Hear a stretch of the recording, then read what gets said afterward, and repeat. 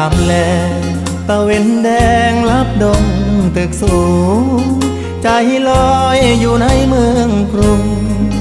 ไปถึงทิวทุ่งท้องนาคือทอดแม่พ่อสบายบ่น้อยามลูกจากมาฝาเฮือนแอมตองมุงยาหลับตายังจำฝังใจมาอยู่เมืองไกลบ่อุ่นใจคืออยู่บ้านเฮาหาปลาหน้าหวานเกี่ยวข้าวของขึ้นเหล่าลาบขมต้มไก่หนาวหมอกจางจางไอดินกลิ่นฟางยังค้างในใจหอมเอ่ยหอมกลิ่นเข้ามาน้ำตาสิไหลย้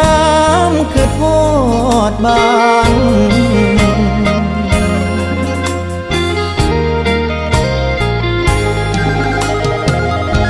คือทอดเกินสานป่านนี้เป็น